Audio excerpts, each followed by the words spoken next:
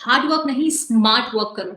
एक क्वेश्चन, अगर दो स्टूडेंट सेम एग्जाम की प्रिपरेशन कर रहे हैं और एक 14 घंटे पढ़ रहा है और दूसरा स्टूडेंट 6 घंटे पढ़ रहा है, तो अब आप बताइए कि इनमें से टॉपर कौन रहेगा। शायद आप बोलोगे कि 14 घंटा पढ़ने वाला स्टूडेंट टॉपर रहेगा, लेकिन हमेशा ऐसा नहीं होता, क्योंकि हार्ड वर्क करने से जरूरी नहीं आप हमेशा सक्सेसफुल हो जाओगे। There are millions of people in the India जो हार्ड वर्क करते हैं बट स्टिल अनएम्प्लॉयड हैं। फॉर एग्जाम्पल, जैसे अगर आप एक लॉ स्टूडेंट हो और आपने पूरी बैरेट को लाइन बाय लाइन हट रखा है, लेकिन अगर आपने जिस एग्जाम की प्रिपरेशन आप कर रहे हैं उसके लिए आपने प्रीवियस ईयर क्वेश्चन नहीं लगाए, मॉक्स नहीं लगाए, नंबर ऑफ रिविजन्स नहीं किए, तो आप हार्ड वर्क तो कर रहे हो लेकिन आप स्मार्ट वर्क नहीं कर रहे हो। और यही मैं थोड़ा सा चेंज कर दूं पैटर्न में।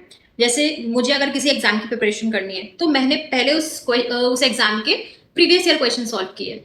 उसके बाद मैंने इंपॉर्टेंट टॉपिक्स को एनालाइज किया और इसमें से मैंने कुछ इंपॉर्टेंट सेक्शंस निकाल लिए और इंपॉर्टेंट केस लॉ। अब तुम इसी को बार बार रिवाइज करो, ये होता है स्मार्ट वर्क। देखो, हमेशा ना स्मार्ट वर्क के ये 5 सिंपल रूल्स याद रखना। नंबर 1, प्रायोरिटी सेट करो। तुम्हें सब कुछ नहीं पढ़ना, पहले हाईएस्ट वेटेज वाले टॉपिक को कंप्लीट करो। Second number, previous year question solve करो।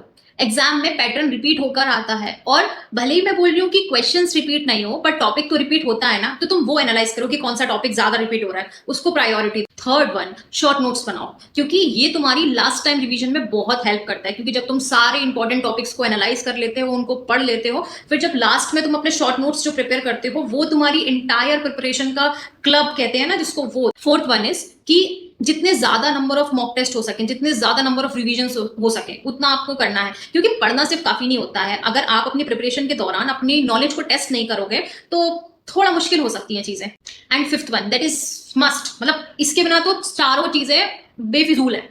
कंसिस्टेंसी। तुम्हें एग्जाम की प्रिपरेशन के डे 1 से लेकर डे एंड तक, जिस दिन तुम्हारा एग्जाम नहीं हो जाता ना, तुम्हें तब तक कंसिस्टेंसी रखना है, बहुत फोकस के साथ चीजें करना। एक बात हमेशा याद रखना कि स्मार्ट वर्क जो होता है वो हार्ड वर्क का रिप्लेसमेंट नहीं है, लेकिन स्मार्ट वर्क आपके एक एक मिनट की मेहनत को ये इंश्योर करता है कि आपको उस एक एक मिनट की मेहनत का मैक्सिमम रिजल्ट मिल सके। ये होता है स्मार्ट वर्क। स्मार्ट वर्क का मतलब शॉर्टकट लेना बिल्कुल नहीं है। स्मार्ट वर्क का मतलब है कि सही चीज पर मेहनत करना। तो आज से हम सिर्फ बिजी रहने के मतलब लोगों को नहीं दिखाएंगे कि हम बिजी हैं, हम सच में कुछ प्रोडक्टिव करेंगे। अगर आपको ऐसी ही स्टडी टिप्स चाहिए हो और अगर आपको मेरा कंटेंट पसंद आया हो तो चिक जूरिस्ट को फॉलो करना मत भूलिएगा। मिलते हैं नेक्स्ट वीडियो में, तब तक बाय बाय।